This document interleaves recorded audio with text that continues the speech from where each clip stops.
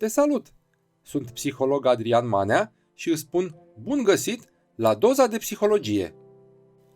În Doza 10 credințe fundamentale ale celor ce înving în viață, am explicat cum sistemul tău personal de credințe îți creează realitatea. Credințele personale sunt chiar temelia vieții tale. Aceasta este o lege permanentă a Universului. În această doză discutăm despre 3 credințe psihologice care te împiedică să vezi șansele în viață și toată abundența care există în jurul tău. Te invit să asculți cu atenție până la final pentru a integra pe deplin în conștiința ta aceste informații. Îți garantez că și tu poți să elimini aceste credințe din sistemul tău de convingeri. Așadar, să începem. Prima credință. Credința în penurie. De exemplu, că în lume nu există prea multă abundență. Aceasta este o eroare fatală. O persoană care nu trăiește această credință vede viața ca pe o pâine tăiată într-un număr limitat de felii. Dacă tu apuci o felie, înseamnă că va rămâne o bucată mai puțin pentru ceilalți. Sau dacă alții au luat felia pe care ai pus tu ochii, ghinion, ai pierdut-o. O extensie logică a unui asemenea mod de gândire e aceea de a crede că dacă tu reușești, altul trebuie să dea greș. Dacă tu ești bogat, altcineva trebuie să fie sărac. În definitiv, nu există destule din toate ca să ajungă pentru toată lumea. Nu e destulă iubire, nu e destulă creativitate, nu sunt destui bani și nu e nici destul succes. Aceasta mai înseamnă și că nu poți primi mai mult decât ai acum, fără să iei de la altcineva. A doua credință. Credința că trebuie să păzești cu grijă ceea ce ai deja de cei ce vor să te jefuiască sau să te înșele. Prin urmare, cea mai sigură atitudine pe care o vei adopta este aceea de a da puțin celorlalți din ceea ce vor, pentru a primi în schimb puțin din ceea ce dorești tu. Dar în niciun caz să dai tu ceva primul. S-ar putea ca după aceea să nu mai primești niciodată ceea ce ți se cuvine. Adoptând această atitudine rece și calculată, vei sfârși prin a trăi ca un prizonier într-o închisoare pe care singur ți-ai construit-o, ale cărei gratii sunt formate din convingeri greșite. A treia credință și cea mai dificil de eliminat. Credința că lumea este un loc periculos și rău. Concentrarea repetată asupra evenimentelor negative din viață duce la tendința de a adopta o perspectivă pesimistă asupra tot ceea ce te înconjoară. Știrile negative te vor doborî întotdeauna la nivelul lor destructiv și pur și simplu nu îți poți permite să te bălăcești în mocirla adâncă a negativismului. Dacă o faci, vei continua să-ți formulezi gândirea în termeni similari și totul va fi pierdut. Trebuie să încetezi imediat să mai urmărești programele de știri de la ora 5 după amiaza, precum și cele de la ora 11 seara, sau să citești portalurile de știri mainstream. Ele nici măcar nu se pot numi știri sau actualități, întrucât le-ai mai auzit pe toate cu ceva timp înainte. Aceste așa numite știri nu sunt decât niște emisiuni negative și distrugătoare, deghizate în prezentări ale unor evenimente vrednice de atenție. Sunt reportaje părtinitoare, toate crimele, dezastrele și calamitățile zilei, pe care apoi oamenii le asociază cu ceea ce înseamnă o stare de fapt normală.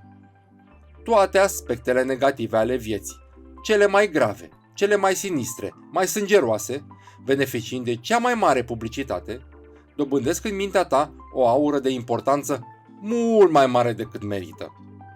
Cuvinte precum dramă, tragedie, dezastru, prăpăd, război, catastrofă se repetă obsesiv în cadrul așa ziselor programe de știri.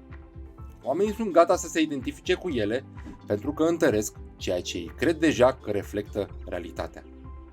Analizează următoarea comparație între știrile proaste și știrile bune. Rata șomajului nu scade sub 5%. Rata angajărilor rămâne ferm pe poziția de 95%. Un avion s-a prăbușit astăzi pe aeroportul X. 549 de avioane din 550 au aterizat cu bine astăzi pe aeroportul X. Domnul Ionescu a murit astăzi la vârsta de 84 de ani. Domnul Ionescu a trăit 84 de ani, având o viață rodnică și împlinită. Ion Popescu și-a pierdut azi un deget într-un accident de muncă. Ion Popescu a scăpat din accidentul de muncă de azi cu 9 degete întregi și mintea sănătoasă, putând să presteze în continuare activitatea la care se pricepe atât de bine. În zilele noastre, o căsnicie din 3 se destramă. În zilele noastre, 2 căsnicii din 3 sunt fericite și durează toată viața. Care știri sunt mai corecte? Care știri sunt mai optimiste? Care știri sunt prezentate la actualități? Mintea ta este forța care propulsează minunatul sistem al succesului din interiorul tău. Orice crezi, orice îți imaginezi, orice lucru la care te gândești mai mult, va fi în cele din urmă transpus în realitate. Dacă îți spui, nu pot, nu merit, sau nu o să mi se întâmple niciodată, asta tinzi să faci să se adeverească. Crezând în penurie, vei vedea penurie, vei trăi în penurie și pentru tine, viața va însemna penurie și sărăcie. Penuria e sursa egoismului, a invidiei, a agresivității și a dușmăniei. Toate efectele ei sunt negative. În schimb, abundența e sursa prosperității, a creativității, a bunătății și a iubirii. Toate efectele ei sunt pozitive. De fiecare dată când exprimă o emoție negativă, examinează credința de bază care o susține. Întreabă-te, de ce simt așa? Care e credința din mintea mea care o cauzează? Este această credință o reflectare exactă, realistă și logică a lumii reale? Dacă răspunsul e nu, preschimbă credința într-o afirmație pozitivă care îți aduce emoții mai optimiste și un comportament constructiv. Eliberează-te de credințele negative și modurile de gândire rigide și ilogice și pornește pe calea către prosperitate mai mare și împlinire personală.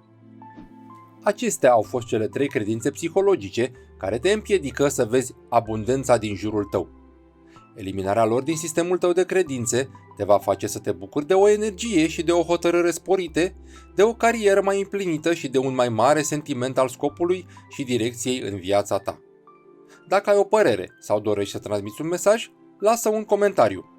Dacă ai nevoie de opinia unui psiholog pentru a rezolva o situație din viața ta, trimite-mi un e-mail pe adresa dozapsihologie@gmail.com și îți voi răspunde în cel mai scurt timp.